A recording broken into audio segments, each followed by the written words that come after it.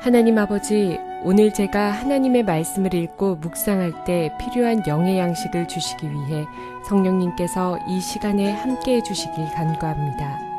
예수님 이름으로 기도합니다. 아멘.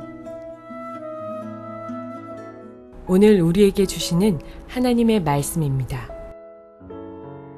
너는 성막을 만들되 가늘게 꼰 배실과 정색, 자색, 홍색 실로 그룹을 정교하게 수놓은 10폭의 휘장을 만들지니 매 폭의 길이는 28규빗, 너비는 4규빗으로 각 폭의 장단을 갖게 하고 그 휘장 5폭을 서로 연결하며 다른 5폭도 서로 연결하고 그 휘장을 일 끝폭가에 청색골을 만들며 이어질 다른 끝폭가에도 그와 같이 하고 휘장 끝폭 가에 고신계를 달며 다른 휘장 끝폭 가에도 고신계를 달고 그 고들을 서로 마주보게 하고 금 갈고리 쉰계를 만들고 그 갈고리로 휘장을 연결하게 한 성막을 이루지며 그 성막을 덮는 막 곧 휘장을 염소톨로 만들되 11폭을 만들지며 각 폭의 길이는 30규빗, 너비는 4규빗으로 11폭의 길이를 갖게 하고 그 휘장 5폭을 서로 연결하며 또 6폭을 서로 연결하고 그 6째 폭 절반은 성막 전면에 접어 들이우고 휘장을 일 끝폭 가에 고신계를 달며 다른 일 끝폭 가에도 고신계를 달고 녹갈고리 쉰계를 만들고 그 갈고리로 그 골을 꿰어 연결하여 한 막이 되게 하고 그 막 곧 휘장의 그 나머지 반폭은 성막 뒤에 늘어뜨리고 막 곧 휘장의 길이에 남은 것은 이쪽에 1규빗 저쪽에 1규빗씩 성막 좌우 양쪽에 덮어 늘어뜨리고 붉은 물들인 순양의 가죽으로 막의 덮개를 만들고 해달의 가죽으로 그 윗덮개를 만들지니라. 사랑하는 성도 여러분, 평안하셨습니까? 오늘도 주님께서 주시는 말씀과 함께 은혜로운 하루를 살아가시기 바랍니다. 오늘 우리에게 주실 하나님의 말씀은 출애굽기 26장 1절에서 14절 말씀입니다. 오늘은 이제 성막 본체를 덮는 그 지붕 역할을 하는 그 휘장에 대한 것에 대해서 살펴보기로 하겠습니다. 오늘 전체 본문을 보면은 그 휘장의 종류가 4가지가 나와 있습니다. 가장 이제 안쪽에 덮는 바로 청색 실과 흰색 실과 자색과 홍색 실로 엮어서 만든, 그래서 천사 모양으로 수놓은 아름다운 휘장이 있습니다. 그 다음으로 덮는 것이 바로 흰 염소털로 만든 가죽입니다. 세 번째는 이제 순양의 가죽인데 거기에다가 붉은 피로 물들인 가죽을 그 세 번째로 덮습니다. 그다음에 마지막 4번째로는 이제 해달의 가죽을 가지고 만든 굉장히 칙칙해 보이는 그런 가죽으로 맨 겉을 덮어가지고 성막의 지붕을 만드는 것입니다. 이제 그 덮개에 대해서 이제 세세하게 나와 있는 것을 보게 됩니다. 그런데 이제 그 자세한 치수를 말하기 이전에 일단은 그 덮는 순서를 한번 생각해 보십시오. 지금 성막 안에서 바라보게 되면, 그러니까 성소나 지성소에서 바라보게 되면은 볼 수 있는 거는 하나뿐이 없습니다. 무엇이 보이겠습니까? 가장 안쪽에 있는 4가지 색깔로 그 그룹들을 이렇게 엮어 수놓은 가장 아름다운 장식을 한 그 휘장만을 볼 수가 있습니다. 나머지 그 위에 덮고 있는 것들은 실제 성소와 지성소 안에서는 볼 수가 없습니다. 근데 가장 반대로 가장 바깥에 있는 해달의 가죽은 안에서는 볼 수가 없는데 바깥에서는 그것만 보입니다. 그러면 특징이 무엇입니까? 가장 안쪽에 있는 천은 굉장히 화려하고 장식이 아름답습니다. 영광스러운 모습을 나타냈습니다. 그런데 가장 바깥에 있는 해달의 가죽을 보면은 그 해달이라는 것이 가죽이 거무튀튀합니다. 그렇기 때문에 그것을 겉에서 보게 되면 굉장히 보잘것없어 보이고 굉장히 색깔도 칙칙해 보입니다. 이것을 제가 성막 서론에서 말씀드렸지만은 이방 신전과 비교할 때는 굉장히 비교화되는 모습입니다. 이방 신전들은 굉장히 화려합니다. 그런데 지금 이 성막은 사람들이 바깥에서 볼 때는 가장 먼저 보이는 것이 지붕 그 겉에 덮어 쓰이고 있는 해달의 가죽이 가장 먼저 보입니다.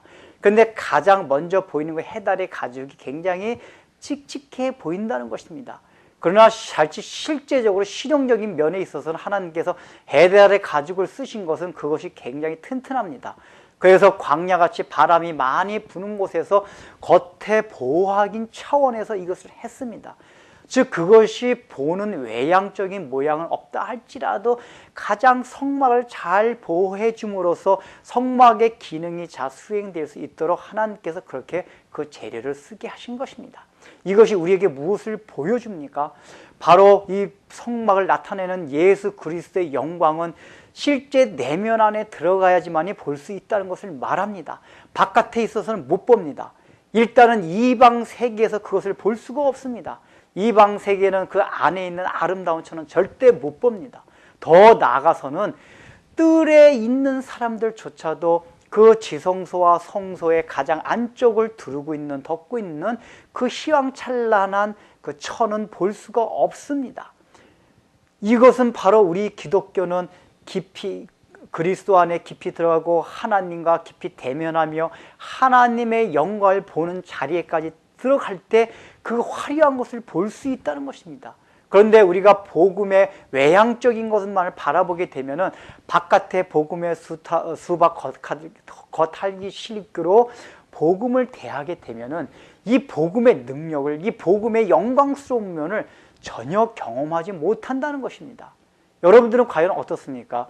우리가 기독교세에 입문하고 신앙세계에 들어왔다 할지라도 정말 지성소와 성소 안에 들어가서 볼 수 있는 그룹들, 즉 하나님의 영광을 나타내는 그 영광스럽고 희망찬란한 그 모습을 보고 있습니까? 아니면 보고 있는 것이라고는 그 바깥에 있는 칙칙해 보이는 그 해달의 가죽만을 보고 있습니까?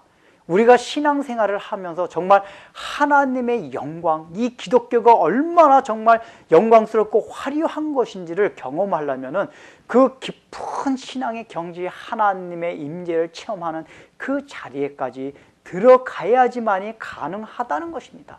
그런데 그것을 경험하지 못하니까 우리가 신앙생활을 해도 힘이 없고 날마다 이 기독교라는 것이 뭐 별 볼 일 없이 보입니다.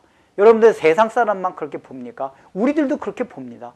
우리들도 실제로 기독교가 나타난 이 영광스러움보다는 세상의 돈이나 권력이나 어떤 명예 같은 게 더 화려하게 보입니다. 왜 그렇습니까? 내면에 있는 것을 그것을 경험하지 못했고 그것을 보지 못했기 때문입니다.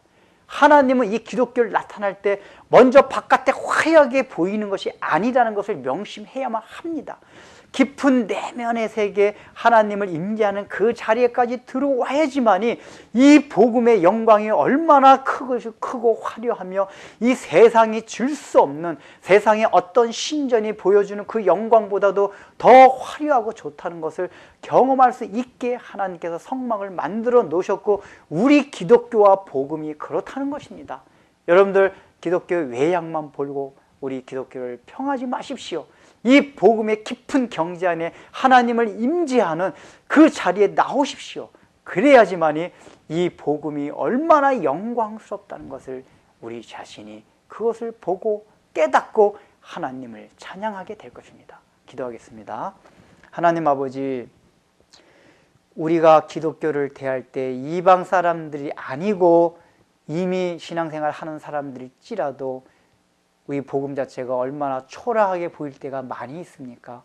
정말 하나님의 임재 안에 들어가서 그 깊은 세계를 경험하지 못했기에 우리는 이 복음의 세계가 세상의 돈이나 권력이나 수많은 학벌보다도 못하게 보일 때가 너무나도 많이 있습니다. 이제 하나님 그 영광을 보기 위해서 우리가 성소에 지성소에 들어가서 하나님의 깊은 그 은혜의 세계를 맛볼 수 있도록 도와주시고 그것을 통하여 우리 기독교가 얼마나 영광스럽고 화려하다는 것을 다시 한번 깨달음으로써 세상의 그 어떤 것을 사랑하는 것이 아니라 오직 복음만을 사랑하고 십자가만을 사랑할 수 있는 우리들이 될 수 있도록 은혜를 베풀어 주옵소서. 예수님의 이름으로 기도드립니다. 아멘.